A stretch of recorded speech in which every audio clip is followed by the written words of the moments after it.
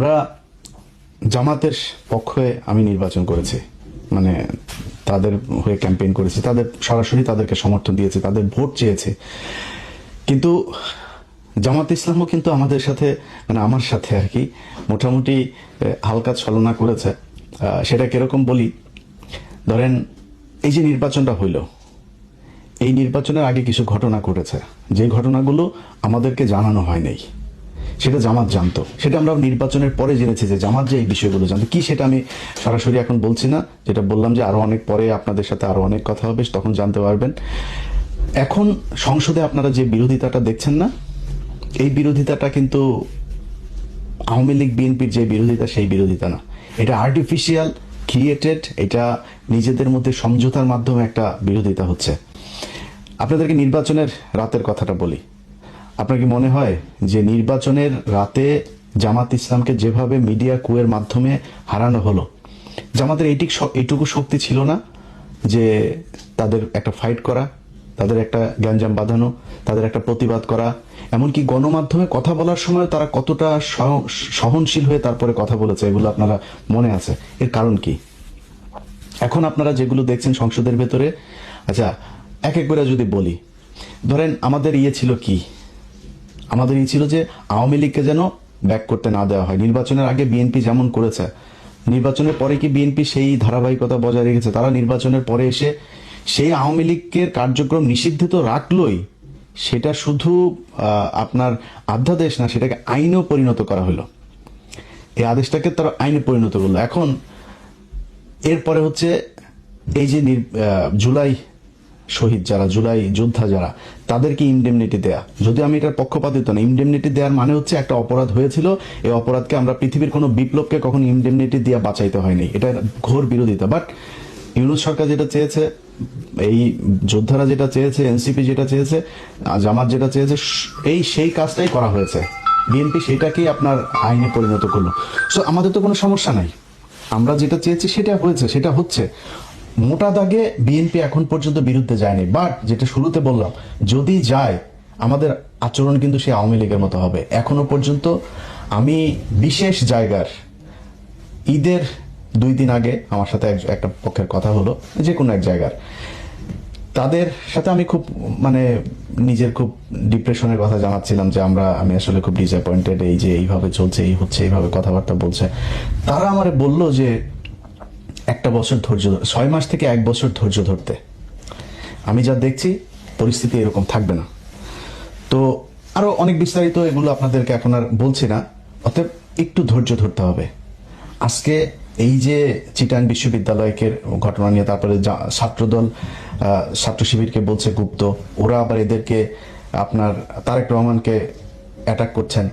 ভাই, ছাত্র শিবির বা জামাত ইসলাম, এখানে মূলত ছাত্র শিবিরকে শুধু একটা কথা বলবো, ভাই আপনাদের সাথে গন্ডগোল হচ্ছে ছাত্র দলের।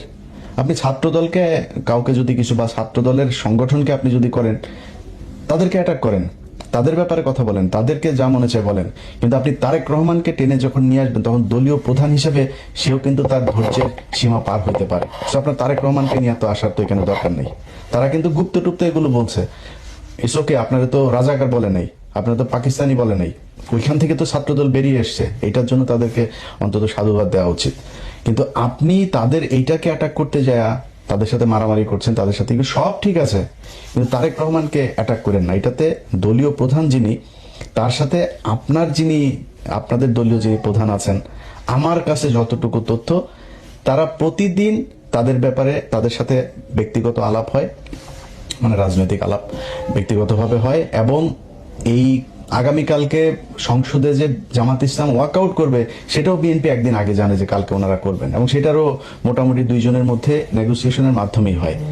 এখন এটার কারণ কি? এটা আপনার অনেকের হয়তো মনে হতে পারে যে জামাত ইসলাম তাইলে এরকম করে কেন? দেখেন, জামাত ইসলামের এবং বিএনপির সামনে এখন যে চ্যালেঞ্জ, সেই চ্যালেঞ্জ হচ্ছে ভারত এবং আওয়ামী লীগ। এটা যেন ব্যাক না করে। জামাত ইসলামের টার্গেট আওয়ামী লীগকে যতদিন রাজনীতির বাইরে রাখা যাবে। তারা সরাসরি বলি যে 5 বছর যদি আওয়ামী লীগ না আসে, না থাকে, কোনো সম্ভাবনা নাই, আল্লাহর রহমতে কোনো সম্ভাবনা নেই, পৃথিবীর কোনো যৌক্তিক কারণে আল্লাহ যদি ওহী নাযিল করে কিছু করে, সেটা অন্য জিনিস।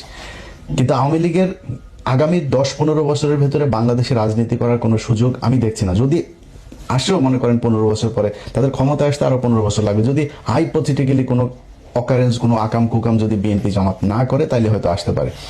কারণ শেখ মুজিবের আকাম কুকামের সেই দৃশ্য কিন্তু আমরা ভিজুয়াল মিডিয়াতে তখন পিনাকি ইলিয়াসরা ছিল না, সো তাদের এই ভিজুয়াল এগুলো আপনাদেরকে দেখাইতে পারে নাই কেউ। আজকে আমরা সবকিছু আমাদের চোখের সামনে ঘটেছে। অতএব জামাত চায় তারা যদি 5 বছর না থাকে, হাসিনা অধ্যায় বাংলাদেশে শেষ।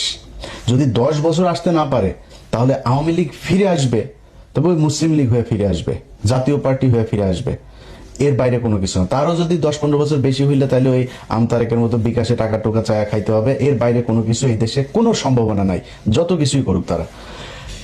এখন এই যে একটা চ্যালেঞ্জ, যে আওয়ামী লীগকে যেভাবেই হোক 10-15 বছর অন্তত রাজনীতি থেকে দূরে রেখে তাদেরকে পঙ্গু করতে হবে, এটা দুইটা দল যদি মিলেমিশে না থাকে তাহলে সম্ভব না। এখন এখানে সরকারি দলের দায়িত্বশীলতার বিষয়টা খুব বেশি জরুরি। আমি প্রথমে শিবিরকে যেমন বললাম, ছাত্র দলকেও বলি, ভাই বাংলাদেশের ইতিহাসে কোনোদিন শুনেছেন আজকে জামাত ইসলাম যেই সহনশীলতা আপনাদেরকে দেখিয়েছে এই নির্বাচনে? আমার মানে জামাত ইসলামের বাইরে, আমি তো জামাত করি না, বাট আমি জামাতের বাইরে জামাতকে আমি পছন্দ করি, তাদের হয়ে আমি নির্বাচনে কাজ করেছি। জামাতের বাইরে যদি সবচেয়ে বেশি জানে, সেটা মনে হয় আমি জানি। এখন জামাত ইসলামকে যদি নাকি আপনি মনে করেন যে নির্বাচনের রাত থেকে শুরু করে আজকে পর্যন্ত তাদের যে কথাবার্তা, তারা যেই ধৈর্যের পরিচয় দিয়েছে, গত পরশু দিনের কথাই বলি, জামায়াতের আমির বাংলাদেশের ইতিহাসে প্রথম বিরোধী দলীয় নেতা, একটা জাতীয় ক্রাইসিসে এরকম এই নির্বাচন থেকে এই পর্যন্ত বিএনপি যদি বিরোধী দলে যেত, আমি গ্যারান্টি দিতে পারি আপনাদেরকে, এর মধ্যে অন্তত 15 দিন হরতাল হয়ে যেত, সরকার পতনের আন্দোলন ডাক চলে আসতো। বিরোধী দলীয় নেতা বলে যে এটা সরকারের তৈরি করা সংকট না, এই সংকট বৈশ্বিক সংকট। শফিকুর রহমান বলে নাই সংসদে দাঁড়াই কথা, এটা একটা ক্রাইসিস। আমরা আগেই বলেছি যে এটা আমাদের সরকারের তৈরি নয়, কিন্তু ডিমান্ড ম্যানেজমেন্টে বেশ কিছু প্রবলেম হয়েছে। এই জায়গায় যদি আমরা সবাই ওপেন হার্ট নিয়ে বসতে পারতাম, কথা বলতে পারতাম, যদি কমন প্ল্যাটফর্ম থেকে অ্যাড্রেস করতে পারতাম, মানুষ একটা আস্থার জায়গা খুঁজে পেত এবং আমরা বাস্তবধর্মী অ্যাড্রেস করতাম। আমি মনে করি আজকে যেটা প্রতিমন্ত্রী মহোদয় বলেছেন যে সঙ্গত কারণেই কিছু রেশনিং করা হয়েছে সতর্কতার জন্য, দ্যাট ইজ গুড। সেই কথাটা আমরা একসাথে বলতাম। বাংলাদেশের ইতিহাসে কোনোদিন বিরোধী দলীয় নেতা সরকারকে এইভাবে সাপোর্ট দিয়েছে? কোনোদিন দিয়েছে? কখনোই হয়নি। আজকে সেটা জামাত ইসলাম দিচ্ছে। সো এইটুক ধৈর্য আপনাদের ভেতরে রাখা উচিত। আর আপনারা মারামারি করেন, কাটাকাটি করেন, যাই করেন, একটু মনে রাখেন এই গেল 1.5 বছর আগে একসাথে জেলখানায় বসে এর বাড়ির মুরগির গোশত আপনি খেয়েছেন, ওনার বাড়ির ডিমের তরকারি আপনি খেয়েছেন, আপনাদের কাছ থেকেই শোনা, জেলখানায় বসে আপনাদের কাছ থেকে শুনেছে। সো আপনাদের দুইজনের গন্তব্য এক ছিল, ধান খেতে একসাথে মশারি টাঙিয়ে ঘুমিয়েছেন আপনারা, জামাত শিবির একসাথে বসে, মানে শিবির ছাত্রদল একসাথে বসে। আমার সাথে ইন্টারনালি এখনো অনেক শিবিরের, মানে জামাতের আর বিএনপির দুই নেতা, বড় বড় নেতা, দুই নেতা একসাথে কনফারেন্সে কথা বলি, কি খাদের দুইজনের ভেতরে এটা আছে। কিন্তু আপনারা যেই দুইজনের ভেতরে একটা সাংঘর্ষিক পরিস্থিতি তৈরি করছেন, অ্যাজ ইফ আপনারা আওয়ামী লীগ এবং বিএনপি, আওয়ামী লীগ এবং ছাত্র শিবির, এটা ভাই করা ঠিক না। আপনাদের ভেতরে সমস্যা থাকবে, 15 বছরের চিত্রগুলো একটু মাথায় নিয়ে আসেন, নিয়ে এসে তারপরে এই দ্বন্দ্বগুলো করেন। দ্বন্দ্ব থাকবে আপনাদের ভিতরে, দুই পক্ষের এক রকমের চিন্তা ভাবনা হবে না। কিন্তু ছাত্রদলের, বিশেষ করে বলি ছাত্রদলের ভাইরা, শোনেন, আপনারা যদি রাগ করেন না ভাই, বিএনপি ছাত্রদল আপনারা রাগ করলে সমস্যা। আপনারা এখন আমাদেরকে মনে করেন আমরা মনে হয় আওয়ামী লীগ হয়ে গেছে। ভাই আমরা আপনাদের এখন অনেক পোকামাকড় আছে, অনেক কুকুর বিড়াল আছে, এগুলো চারপাশে দুধ ছিটান, তো কাকের অভাব নাই। সো আপনারা আমরা আপনাদের যেই দুঃসময় ছিলাম আবার দুঃসময় পাবেন, টেনশন করেন না যদি লাইনে থাকেন।